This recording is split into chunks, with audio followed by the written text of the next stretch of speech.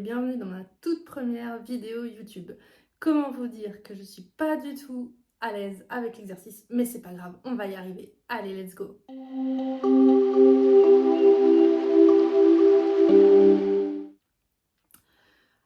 Alors, moi c'est Élise, j'ai 33 ans, j'habite en Alsace, quelque part entre Mulhouse et Colmar, là, dans un petit village, avec une belle vue sur le Grand Ballon. Je suis en couple depuis 10 ans et vous allez me dire, mais pourquoi je fais cette première vidéo? Non mais qu'est-ce que t'as raconté, ta petite vie normale comme tout le monde, machin. Et ben en fait, il s'avère que je suis née avec un handicap. Ça s'appelle une arthrogrypose. Attention, je répète, arthro, donc les articulations, grypose, moi j'appelle ça gripper. Pour faire simple, c'est en fait une affection qui touche les nerfs moteurs, ce qu'on appelle les nerfs moteurs, durant la grossesse, ce qui fait que les muscles ne se développent pas in utero. Et donc, comme les muscles ne se développent pas, les articulations ne bougent pas, ce qui fait qu'à la naissance, les articulations touchées sont bloquées. Chez moi, ça se voit surtout, enfin ça se manifeste surtout au niveau des bras. Alors comment dire ça, je bouge pas, des articulations grippées comme je les appelle. On a un bel exemple là sur mon bras gauche. Alors bon, là je me suis un peu brûlée, mais ça c'est autre chose. C'est les aléas de la vie d'une paralysée des bras. C'est quand tu fais un truc un peu trop vite et que tu fais pas gaffe, il arrive des accidents. Du coup oui, donc là par exemple, alors bon, on voit plus mon épaule bouger, mais en vrai je plie. Voilà, j'ai un tout petit angle de flexion, comme ça s'appelle en langage technique, au niveau du coude gauche.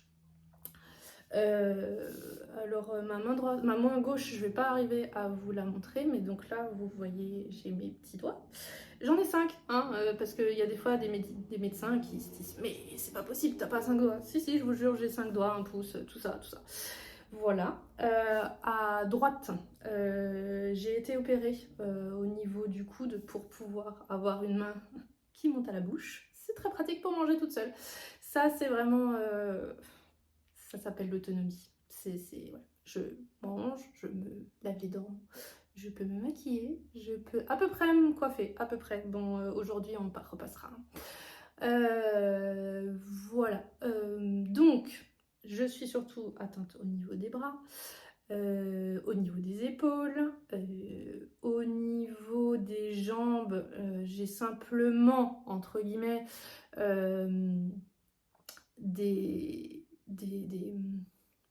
je trouve plus mes mots, c'est bon, c'est normal. J'ai pas des extensions et des flexions totales, donc mes genoux par exemple, je peux que les plier à 90 degrés maximum. Comme ça. Non mais il y a une mouche, j'ai sorti une mouche juste avant de commencer la vidéo, et il y en a deux nouveaux. Ok, c'est pas grave. Continuons.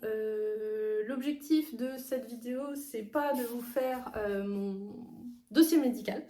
L'objectif ici, c'est quoi? C'est vous de parler de moi. Pas du tout égocentrique la nana, mais c'est pas grave. En même temps, les réseaux, c'est un peu l'intérêt. Mais en vrai, cette vidéo, elle est partie de mon compte Insta. Mon compte Insta, ma page s'appelle Les Sourires d'Élise.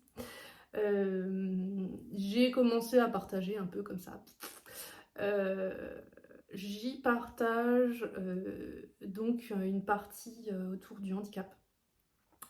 Moi, j'ai vraiment envie, en fait, de partager mon expérience, partager mon histoire, parce que je suis née dans les années 90. À l'époque, il n'y avait pas de réseau, pas de tout ça, donc mes parents ont fait comme ils arrivaient à faire. Aujourd'hui, on a les réseaux. Aujourd'hui, j'ai envie de partager pour montrer que c'est possible. Pour montrer que l'inclusion, c'est pas un gros mot, que c'est pas infaisable. Et voilà. Et puis comme ça, donc montrer aux parents, mais montrer aux jeunes aussi, en disant que ben voilà, si toi t'as un handicap là derrière ton écran, et ben ouais, c'est possible en fait. Non, non, on vit pas tous reclus dans des IME, ou autres. On n'est pas juste parqués dans des structures spécialisées. Alors il en faut, parce qu'il y a des gens qui ne peuvent pas s'en sortir sans. Moi j'ai comment dire ça, un système autour de moi, des gens qui gravitent, qui m'aident au quotidien, tous les jours, tous les matins, tous les soirs, tous les midis, toute la journée. Et alors j'ai la chance d'évoluer dans un système, j'aime pas ce mot, normal. Non, je déteste ce mot. Classique, ouais. Enfin, donc ouais, je vis en couple, on est propriétaire d'une maison, je travaille dans une entreprise, j'ai un CDI tout à fait classique, tout à fait comme tout le monde, donc dans l'absolu, ben, il n'y a rien d'extraordinaire, mais mine de rien, en fait, ben, quand tu es handicapé, si, c'est extraordinaire, parce que allez compter le nombre de personnes, allez dans les entreprises et voyez combien vous avez de personnes ayant une carte d'invalidité à 80%. Oui, parce que du coup, je suis reconnue invalide à 80%. Alors ça, c'est l'État français qui décide. Hein. Mais clairement, voilà. Donc déjà, de base, il faut savoir que 80% des handicaps sont invisibles. Donc, je fais partie des 20% visibles, hein, quand même. Et dans ces 20% de personnes avec des handicaps visibles, et ben, je pense qu'on n'est pas beaucoup à être présent en entreprise ou alors ces personnes-là ont tendance à un peu se cacher. Alors pour tout vous dire, moi, c'était le cas. De base, je suis une grande timide. Voilà, il faut le savoir. De base, je suis une grande timide et ben, l'âge faisant, le temps faisant, j'ai travaillé sur moi, j'ai fait de la sophrologie, j'ai fait de la kinésiologie, j'ai fait de l'hypnose, tout ça. Alors j'aurais pu faire du psy aussi, mais voilà, moi j'ai adhéré. J'ai commencé avec la sophro parce que je connaissais Estelle.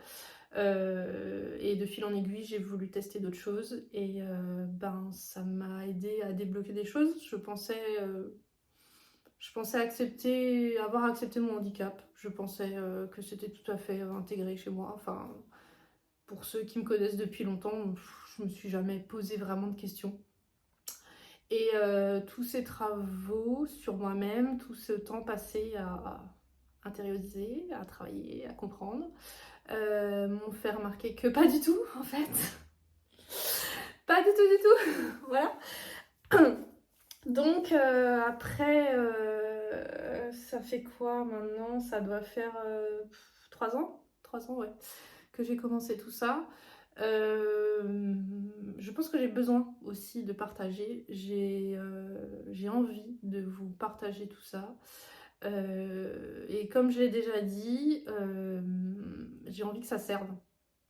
J'ai envie que ça serve parce que j'ai toujours dû prouver que j'avais ma place. J'ai toujours dû être bonne à l'école. J'ai dû être bonne. Voilà, il a fallu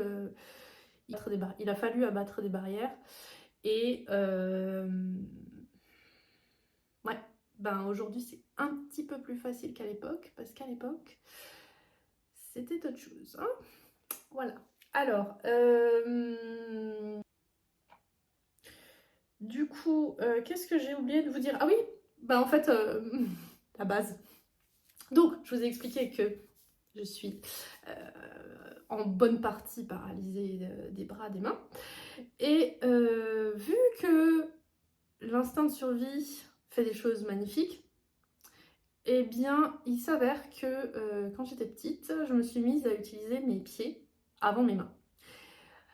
Voilà. Donc, donc moi, j'utilise mes pieds pour beaucoup de choses. Alors, ça va être taper à l'ordinateur, ça va être écrire, ça va être plier mon linge, faire mes tartines.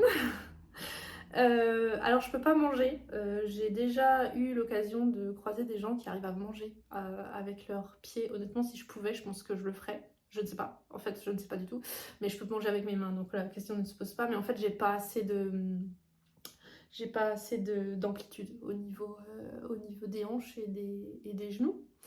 Donc je ne peux pas porter mon pied à la bouche. Mais oui, je fais tout. En fait, je ne sais même pas quoi vous dire parce que je fais tout. Voilà. J'ai partagé ici sur ma chaîne YouTube mon premier short où je vous montre comment j'ouvre la porte d'entrée. Voilà, je tourne la clé. J'ai donc voilà. Euh, j'ai un bon équilibre. J'ai voilà, j'ai des raideurs, mais j'ai des souplesses aussi. Donc voilà, j'en profite. Qu'est-ce que je fais encore? Je conduis? Tada! Oui, je conduis avec les pieds. La seule chose que je fais avec mes mains dans ma voiture, c'est ouvrir la portière et appuyer sur le bouton de démarrage. Parce que maintenant j'ai une voiture toute neuve. Ça a été très très compliqué et je pense que ça fera l'objet d'une prochaine vidéo parce qu'en fait c'est tellement long à raconter que j'ai pas envie de l'écrire en post Instagram ou quoi que ce soit. Donc je pense que les vidéos c'est ça. Et en fait euh, c'est pour ça aussi que j'ai envie de faire des vidéos, c'est parce que j'ai envie d'écrire plein de choses sur mon Insta, mais que je prends pas le temps, ça me saoule. En plus, j'écris pas forcément super bien. Je suis pas une écrivaine née, et puis je trouve ça plus sympa, en fait. Voilà. Vous me direz dans les commentaires. Attention. Euh... Tout va bien. Qu'est-ce que je disais? Oui, le parcours voiture a été très très compliqué. J'ai quand même eu mon permis à l'âge de 21 ans, donc ça va. Pour une personne en situation de handicap, je pense que c'est pas non plus complètement déconnant. Euh, j'ai eu quand même déjà 3 voitures. Je vous en raconterai plus, mais la dernière m'a valu 2 ans d'attente. Et donc là, j'ai enfin une voiture neuve, adaptée vraiment à moi, parce que les 2 autres étaient déjà adaptés. C'est un truc de fou. Le truc qui arrive jamais, jamais, je pense. Mais voilà. On va dire que c'était les bonnes choses juste avant de devoir attendre 2-3 ans. Je sais même plus, j'ai pas envie de compter combien de temps j'ai attendu le T-Roc. Donc oui, ça fait bientôt un an, le 3 juin. Le 3 juin, ça fera un an que j'ai mon T-Rex, comme on le surnomme, qui me permet donc de ne plus avoir de bouton sur la clé. C'est ce système sans clé. De ne plus avoir à tourner la clé pour démarrer. J'ai un bouton, donc ça c'est ce que je fais avec la main. Qu'est-ce que je fais encore d'autre? C'est tout. Je tourne le volant avec mon pied gauche. J'ai tout. Mais je vous raconterai ça plus tard. Ensuite, qu'est-ce que je fais avec mes pieds encore? Bon, anecdotiquement comme ça, je m'occupe de mes plantes, mais ça sera pas une chaîne plante ici. Non, non, non. Ça, il y en a plein, il y en a des tonnes. Si jamais vous en voulez, vous me laissez un petit commentaire et je vous donnerai toutes les. Il y en a qui font ça très très bien. Moi j'essaye de les maintenir en vie. Je commence à devenir pas trop mauvaise. Voilà. Mais ce que je fais aussi, c'est de la peinture. C'est de l'aquarelle, très exactement. Alors j'en avais déjà fait il y a fort longtemps. 2010, 2011, quelque chose comme ça. En cours. Mais en fait ça m'a un peu... Bon, voilà. On faisait pas que ça, on faisait... C'était sympa, hein, mais voilà, je me suis lassée. Et bon, bah, comme tout le monde, hein, il a fallu s'occuper pendant le confinement, hein, voilà. J'ai repris doucement, j'ai pris les cours, enfin oui, je me suis abonnée aux cours de Marie et j'ai suivi ses stages booster sur YouTube. Donc j'ai ressorti ma vieille palette et puis bon, j'en ai fait un petit peu, post-Covid, post-confinement. J'aimais beaucoup aller me balader, faire des randos, donc c'était ça qui me vidait la tête. Ensuite, il y a eu un épisode un peu compliqué physiquement. J'ai fait une très grosse crise de sciatique. Donc les balades, c'était même plus la peine. Je faisais... enfin, ouais, non, c'était vraiment très très compliqué. C'est d'ailleurs à ce moment-là que j'ai commencé la sophro parce que j'ai remarqué que parler m'aidait plus que les séances de kiné grâce auxquelles je sortais encore dans un état pire qu'avant. J'ai fait de l'acupuncture aussi, hein. À savoir si ça... Maintenant, quand ça commence, je vais chez Vincent et il me pique et il sait qu'il peut piquer fort parce que, parce que chez moi ça part très très vite. Voilà, donc les bobos en tout genre, oui, forcément le handicap fait que ça part vite, ça part fort, il faut surveiller, faut que je me surveille, il faut que j'ai une activité physique régulière. Mais oui, mais les randos sont devenus compliqués, très très compliqués. Je me souviens de la première que j'ai refaite, je crois que c'était à peu près 6 semaines après le début de la crise, après le début de mon arrêt maladie. Et c'était un cauchemar quoi. D'habitude, j'ai encore des souvenirs sur Facebook qui me rappellent ce jour-là, 13 km, aller en plus avec du dénivelé et tout. Ouais, bah ça c'était une autre époque, hein. Voilà. Donc, bah, j'ai dû trouver d'autres choses. Bah, pendant ce temps-là, j'ai fait un peu de coloriage, un peu de machin chose, et puis j'ai repris mes aquarelles, j'ai ressorti ça. Et ce qui a surtout marqué le changement, si je peux dire, le virage, l'intensité, le, oui, l'implication en fait, hein, le temps passé. On a déménagé il y a presque 2 ans maintenant, déjà, euh, dans un château. Non, c'est pas vrai.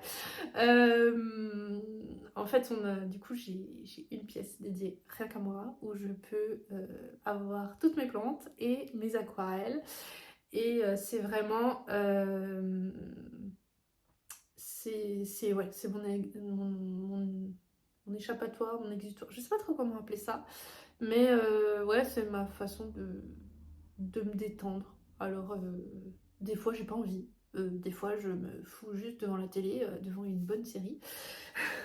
Ou devant une série de merde aussi, ça c'est bien aussi. Et mais ouais, non, du coup, bah, il y a pas si longtemps que ça, en discutant avec une collègue, elle me dit, mais en fait, Élise, tu passes combien d'heures par semaine à peindre? Et puis moi, je dis, bah, je sais pas, en fait, Puis là, j'ai commencé à calculer. Bah bon, alors il y a des fois j'ai pas envie, j'ai pas le temps, mais faut, si tout va bien, ben facilement 1 heure par jour, plus le week-end encore plus longtemps. Donc ouais, tout ça. Et là je me suis arrêtée de compter parce que ça fait beaucoup d'heures par semaine du coup. Et voilà. Donc oui, je passe beaucoup de temps. Je regarde beaucoup de tutos YouTube. C'est pour ça aussi que j'ai eu envie de faire cette petite vidéo parce que moi j'aime les regarder. J'aime partager. Je suis pipelette aussi. Vous l'aurez noté, hein, on est à... Là, mon téléphone indique 20 minutes. Mais je pense que je vais couper un peu le début parce que j'ai eu du mal à démarrer. Oui, je suis pipelette, j'aime bien partager. Voilà, du coup, je sais plus, j'ai perdu le fil de ce que j'étais en train de dire, mais c'est pas grave, c'est normal. Je pense que ça va être, ça va être le problème avec moi. Donc oui, aquarelle, handicap, plantes, vous trouvez tout ça sur ma page Insta. J'ai aussi une page Facebook où par contre là je partage uniquement les aquarelles parce que voilà, j'ai pas envie de... Disons que le public est différent sur Facebook. J'ai déjà remarqué en suivant certaines influenceuses que Jean-Robert, 55 ans, est plutôt du genre à lâcher des commentaires complètement débiles sur Facebook. Donc voilà. S'il y en a un qui passe par là, passez votre chemin. Qu'est-ce que je voulais dire d'autre? Je sais pas.